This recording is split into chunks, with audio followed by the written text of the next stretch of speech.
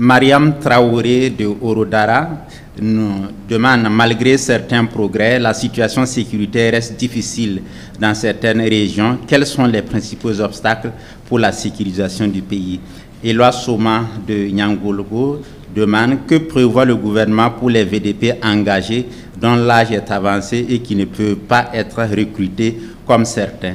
Et Sawadgo Bourema, une personne déplacée interne de Madjouari, demande, des ressortissants de la région de l'Est utilisent des numéros du Bénin pour les appels au Burkina. Leur comportement semble suspect. Pourquoi ils ne sont pas interpellés? Et puis Sanou Boubacar de Haut-Bassin à Bobo de Lasso dit, la dénonciation des accords avec la France a marqué un tournant décisif dans la politique étrangère du Burkina. Quel impact cette décision a eu sur notre sécurité et nos alliances internationales? Merci. Il faut dire que, comme on l'a dit, tout de suite je parlais du terme rendre des espaces complètement verts. Et on peut avoir reconquis des territoires, installer les forces, mais l'ennemi peut toujours faire souvent des incursions. Parce que c'est une guérilla, ça peut arriver. Aujourd'hui, comme je l'ai dit, nous avons préparé une certaine logistique pour lancer dans les prochains jours la phase qui doit reverdir totalement certaines zones. Et cette phase, nous ne pouvons pas la détailler ici. Ça sera de grands travaux, certainement. Les zones que nous avons reconquises et qui connaissent des incursions, c'est juste une question de temps. Nous allons reverdir ces zones-là pour que les gens ne puissent plus faire d'incursions. Et tout ça qui nous a amené aussi à réarticuler donc les forces de sécurité pour que lorsque nous allons mettre tous ces dispositifs en place, chacun s'installe dans la zone où il doit être. Et lorsque eux ils sont là, le renseignement et avec les VDP qui sont sur place doit permettre d'empêcher toute incursion. Donc c'est un processus et je pense que tout est fin prêt pour que certaines zones soient complètement vertes au fur et à mesure.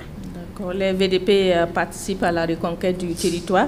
Et Loa Soma de Nyangologo voudrait savoir quel est le sort réservé à ces VDP engagés dont l'âge est avancé et qui ne peut pas être recruté comme certains dans la fonction publique et autres. Oui, nous avons notre plan pour leur reconversion. C'est comme les militaires aussi qui arrivent donc à la retraite. Et si vous remarquez, avec l'initiative présidentielle pour l'autosuffisance alimentaire, nous avons lancé un programme déjà dans l'armée, il y a des reportages là-dessus, pour apprendre à certains militaires qui ont un certain âge à se reconvertir petit à petit à l'agriculture, à l'élevage ou à certains métiers de leur choix. Voilà, parce qu'il y a aussi des gens qui font des spécialités, par exemple des gens qui ont fait le génie, et ils peuvent être dans d'autres entreprises pour exprimer toujours leur potentialité là-bas. Donc ça sera la même chose pour les VDP. Déjà, quand je suis passé une fois à Bagré, j'ai échangé avec des VDP là-bas où j'ai vu qu'il y avait beaucoup de personnes âgées qui ne pouvaient pas être recrutées et qui avaient déjà demandé à avoir des terres au bord de certains points d'eau pour l'agriculture. Donc nous avons instruit donc la BVDP pour mettre tout en œuvre pour que ces gens-là puissent s'installer et produire. Donc nous encourageons donc les VDP à ça aussi, ce qui a mené dans certains points, si vous remarquez, ils font la guerre et ils produisent en même temps. C'est en même temps une formation et nous voudrons, lorsqu'on veut les désengager, qu'on puisse les accompagner à s'installer dans leur domaine de prédilection pour continuer donc leur effort de contribution donc, au développement du Burkina Faso. Sawadgo Bourema de Madjouari, dans l'est du Burkina, voilà, il nous informe que des ressortissants de la région de l'est utilisent des numéros du Bénin pour les appels au Burkina. Leur comportement est suspect. Pourquoi ne sont-ils pas interpellés? Merci à l'auditeur. En fait, la complicité aussi est très grande, comme il a dit. Et ça rend déjà très difficile le combat, mais nous prenons la complicité en compte comme une difficulté et nous arrivons à la surmonter. La zone de Madjouari, comme il a dit, beaucoup de zones, certaines zones à l'est ne sont pas accessibles. Ça fait partie des 30% donc, du territoire que nous devons reconquérir. Ce sont des zones de forêt et ce sont des zones assez difficiles en termes de combat. Mais des individus qui prennent des numéros étrangers, qui appellent et tout, c'est sûr, que peut-être ils ont d'autres intentions ou bien ils sont déjà mêlés à d'autres choses, mais nous attendons d'arriver sur le terrain et reconquérir et voir ce qui doit être réservé à ces gens-là. C'est ce que je peux dire, mais pour l'instant, on ne peut que faire des spéculations, si je peux dire, sur la question, puisqu'on ne sait pas pourquoi ils appellent, ainsi de suite. Mais nous savons très bien que beaucoup de gens ont été interpellés dans la région de l'Est pour complicité avec les terroristes. Ils les ravitaillent. En tout cas, ils se donnent corps et âme à prendre des pistes pour aller ravitailler les terroristes. Beaucoup ont été interpellés. Nous continuons aussi des opérations dans ce sens-là. Donc, ils n'ont pas à s'inquiéter. Je pense que Madjoari, on va y arriver. D'accord. Nous partons dans les hauts bassins avec M. Sanou Boubacar qui parle de la dénonciation des accords avec la France qui a marqué un tournant dans la politique étrangère du Burkina. Quel impact cette décision a-t-elle sur notre sécurité et nos alliances internationales? Bon, je disais tantôt que nous, notre action est intrinsèquement liée à beaucoup de personnes à l'étranger. Donc la dénonciation de ces accords, c'est une chose, mais ce n'est pas que ça. Il y a d'autres choses qui ne sont pas visibles, que les gens n'ont pas perçues. Il y avait d'autres forces, en plus des forces françaises ici, par exemple, qu'on a fait partir. Ils sont partis dans le silence, sans faire vraiment du bruit, mais les gens ne se sont pas rendus compte. Mais ils ne sont pas partis parce qu'ils le veulent, parce qu'ils sont contents, mais ils continuent d'agir contre nous. Je prends par exemple, on parle des accords avec la France. Il y avait des permis miniers ici qui avaient été donnés à des puissances aussi qui refusent carrément même de nous accompagner et tout. Au jour d'aujourd'hui, il y a un bon nombre de permis que moi j'ai déjà retirés et on va continuer de retirer. Vous pensez que quoi? Ça va influencer forcément sur nous parce qu'ils ne sont pas contents. Forcément sur le volet sécuritaire, il faut qu'on s'apprête. Voilà pourquoi au tout début, par exemple, nous n'avons pas parlé des permis. Nous attendons d'être à un certain niveau aussi, avant de... C'est par étapes. Et je pense qu'il y a forcément un lien, mais nous avons pris en compte cette donnée-là.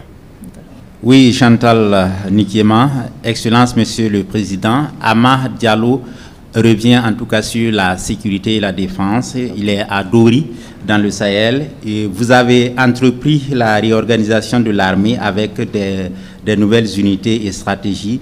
Quel est le résultat sur le terrain? Maïmouna Ouedraogo nous appelle de Bitou, dans le centre-est. Elle dit « La situation humanitaire est également préoccupante. Et quelles stratégies sont en cours pour assurer la protection et le retour des déplacés dans leur localité d'origine ?» Ouedraogo Moumouni est déplacé à Manaktaba, à Tikari, et demande qu'est-ce qui est fait, justement comme Madame Ouedraogo de Bitou, qu'est-ce qui est fait pour accélérer le retour des déplacés dans leur village d'origine.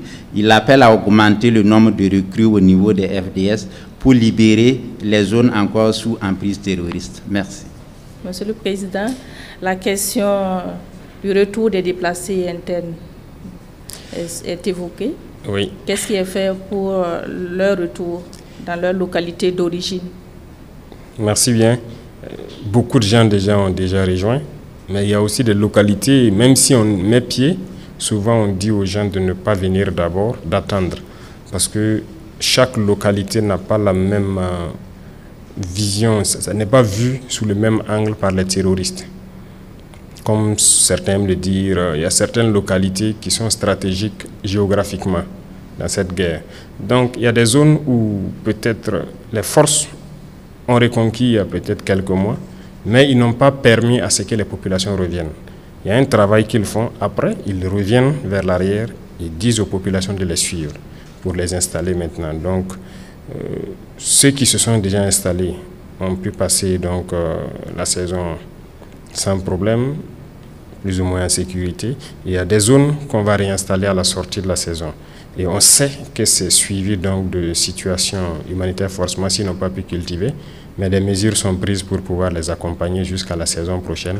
Et pourquoi pas, si on peut faire certaines choses avant la saison, notamment des fourrages et autres, pour les permettre d'avoir de l'activité, tout est pris en compte. Et je pense que le ministère de l'Action humanitaire fait le point permanemment chaque semaine qu'elle m'envoie sur ceux qui se sont retournés, quelle prise en charge, ceux qui doivent se retourner, qu'est-ce qui est prévu pour leur prise en charge. il y a des moments où je peux intervenir et réajuster certaines choses en fonction des différentes zones.